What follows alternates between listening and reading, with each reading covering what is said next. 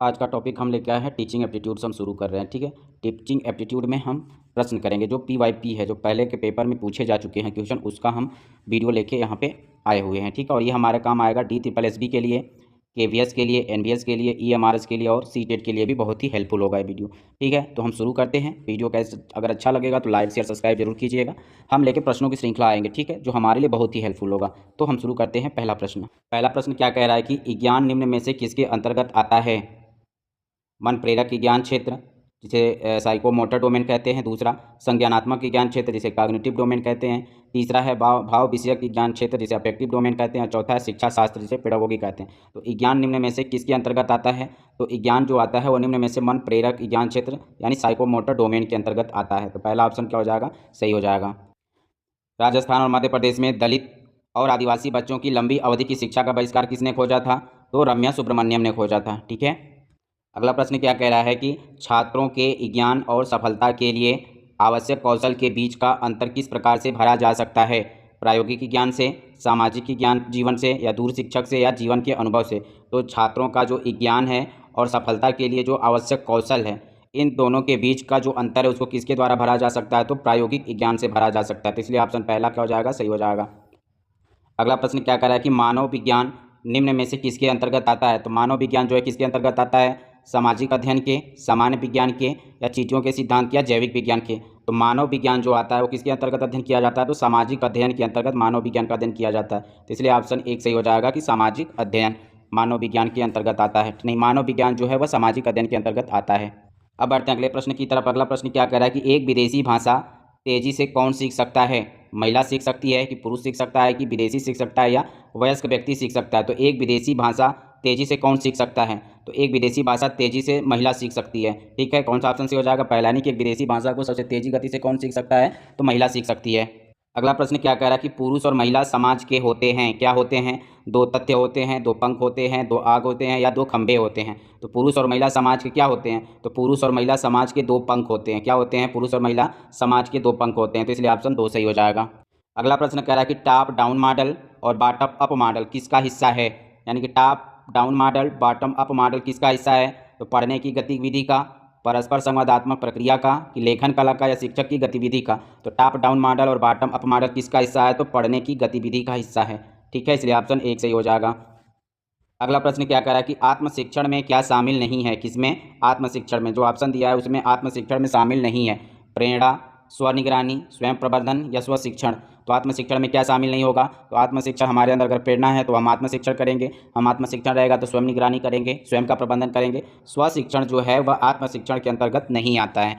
क्या नहीं आता है? तो स्व शिक्षण जो है वह, क्योंकि हम स्वयं के द्वारा अपने आप को शिक्षित नहीं कर सकते, हमें गुरु की ज़रूरत पड़ेगी। तो स्व शिक्षण जो है वह आत्मशिक्षण के अंतर्गत नहीं आएगा। तो इसलिए ऑप्शन नंबर 4 सही हो जाएगा। ठीक है, ये ऑप्शन भूल गया है 1 2 3 4 लिखना, इसलिए हम मान लेंगे 4 ऑप्शन सही हो जाएगा। ठीक, अगला प्रश्न क्या कर रहा है कि तर्क के आधार पर निर्णय लेना किस नाम से जाना जाता है? यानी तर्क के आधार पर जो निर्णय लिया जाता है उसको किस नाम से जाना जाता है? गहन सोच, विश्लेषणात्मक सोच, न्यायिक सोच, या प्रेम सीखना? तो तर्क के आधार पे जो निर्णय लिया जाएगा वो किसके आधार पे लिया जाएगा? गहन सोच के आधार पे लिया जाएगा। ठीक है, तो इसलिए ऑप्शन एक सही हो जाएगा।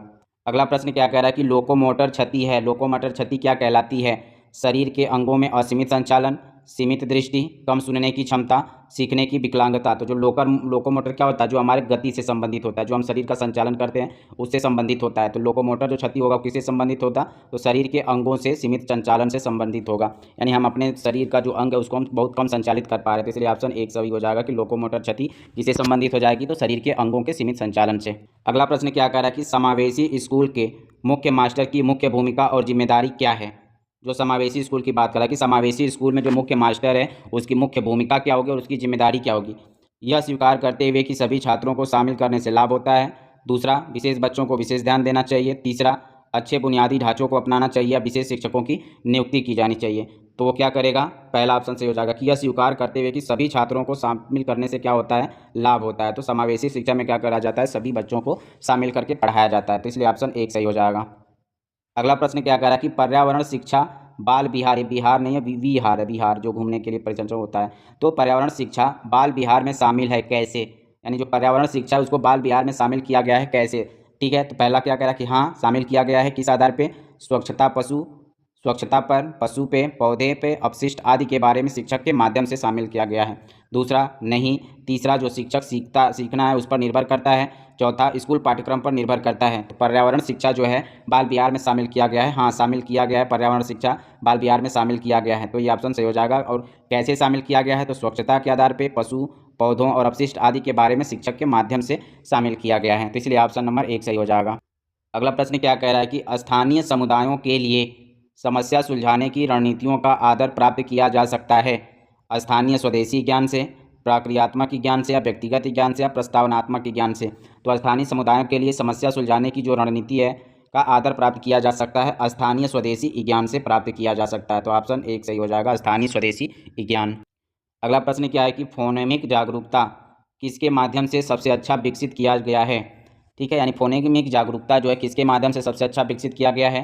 पढ़कर, राइम्स या गाने से, वर्णमाला सिद्धांत से, या अभ्यास से। तो फोनेमिक जागरूकता जो है वह किसके द्वारा? तो पढ़कर, किसके द्वारा? पढ़कर सबसे अच्छा विकसित किया गया है फोनेमिक जागरूकता। ठीक है, तो ऑप्शन 1 सही हो जाएगा। अगला प्रश्न क्या कह रहा है कि निम्नलिखित में से किसके अनुसार छात्रों को बैठना और पट्टी में बैठना चाहिए? छात्रों को बैठना और पट्टी में बैठना चाहिए लिंग के आधार पे, ऊंचाई के आधार पे, यादृच्छ स्थान के आधार पे, या वर्णमाला के आधार पे।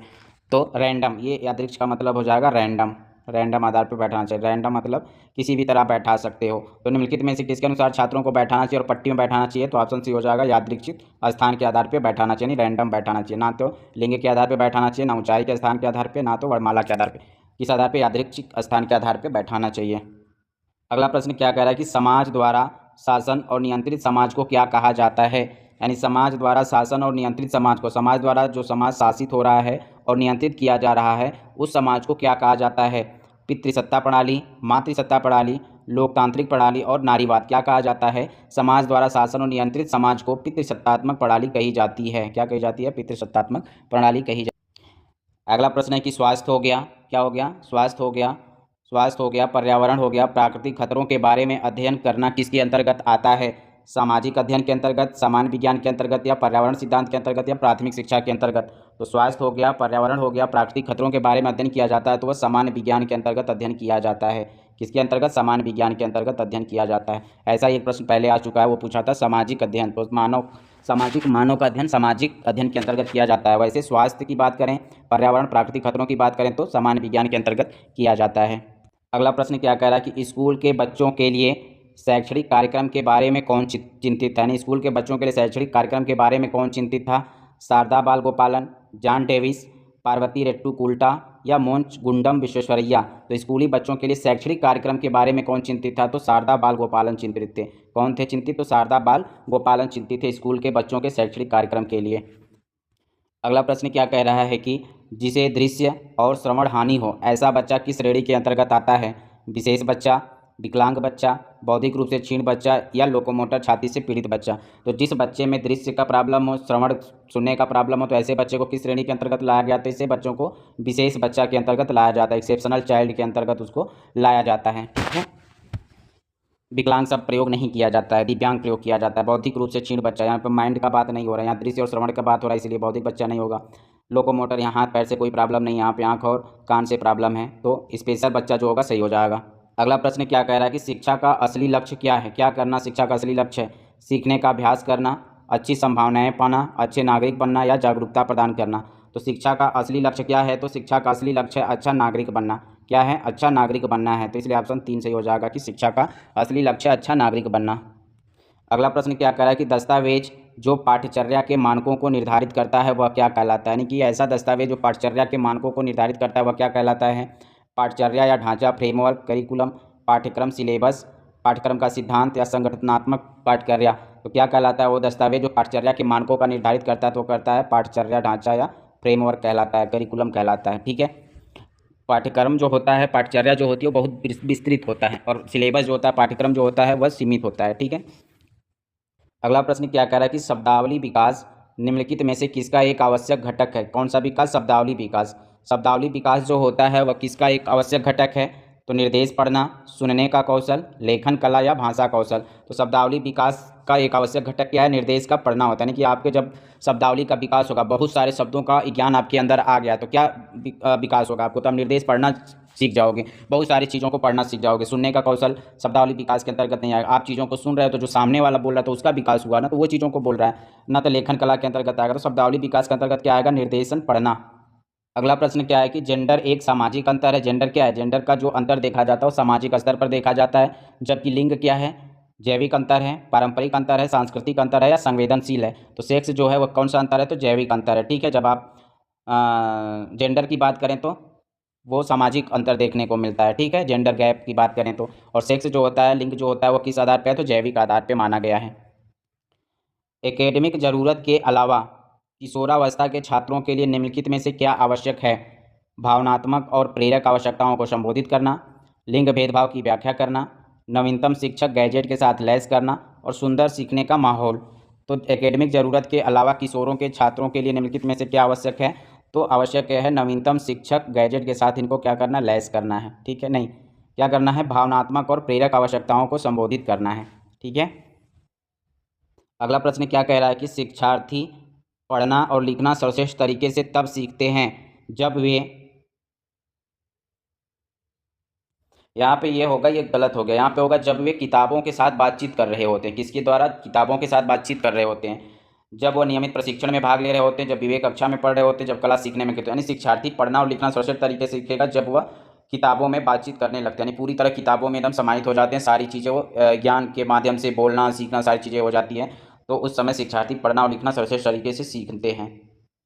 अगला प्रश्न क्या कह रहा है कि निम्नलिखित में से श्रवण शिक्षार्थी कौन है? श्रवण शिक्षार्थी की बात हो रही है। निम्नलिखित में से श्रवण शिक्षार्थी कौन है? जो जानकारी को याद रखकर उसे प्रस्तुत करने का वर्णित करता है। प्रस्तुतकर्ता को, यानी कि जो प्रस्तुतकर्ता ने प्रस्तुत किया है और उसके सामने ही उस चीज़ को वर्णन कर देता है। दूसरा, व्यवहारिक व क्रियाशील गतिविधि में हिस्सा लेने के अवसर पर जो बहुत उत्साहित होता है। तीसरा, जो सीखने पर जानकारी को देखना पसंद करता हो। चौथा, जो के साथ बातचीत करता है, यानी जो किताबों के साथ बातचीत करता हो। तो यहाँ पे बात क्या हो रही है कि निम्नलिखित में से श्रवण शिक्षार्थी कौन है? तो श्रवण शिक्षार्थी वो होगा जो अच्छे से सुना होगा बात को और वो उसी ढंग से प्रस्तुत कर रहा है। तो कौन सा ऑप्शन हो जाएगा? पहला, कि जो जानकारी को याद रख लेता है और उसे प्रस्तुतकर्ता को वर्णित करता है। तो यह श्रवण शिक्षार्थी आएगा इसके अंतर्गत। अगला प्रश्न है कि किस देश में औपचारिक शिक्षा संस्थान का सबसे लंबा इतिहास है? कौन से देश में औपचारिक शिक्षा का सबसे लंबा इतिहास है? अमेरिका में, इंग्लैंड में, ऑस्ट्रेलिया में या भारत में? तो भारत एक ऐसा देश है जहाँ पे औपचारिक शिक्षा संस्थान का बहुत लंबा इतिहास रहा है। अगला प्रश्न क्या कह रहा है कि प्रारंभिक बचपन में लिंग पहचान के संदर्भ में सबसे प्रभावशाली कारक कौन सा है? यानी कि प्रारंभिक बचपन में ही जब बच्चों को लिंग पहचान की बात पता चल जाती है तो उसके इस बात को पता करने के संदर्भ में सबसे प्रभावशाली कारक कौन सा है? माता पिता, परिवार के सदस्य और देखभाल करने वाले, या सिनेमा और किताबें, अन्य बच्चे या स्कूली पर्यावरण? वैसे तो बच्चों में लिंग के बारे में जानकारी तो लगभग सबसे मालूम होती है, लेकिन प्रारंभिक बचपन पूछा है।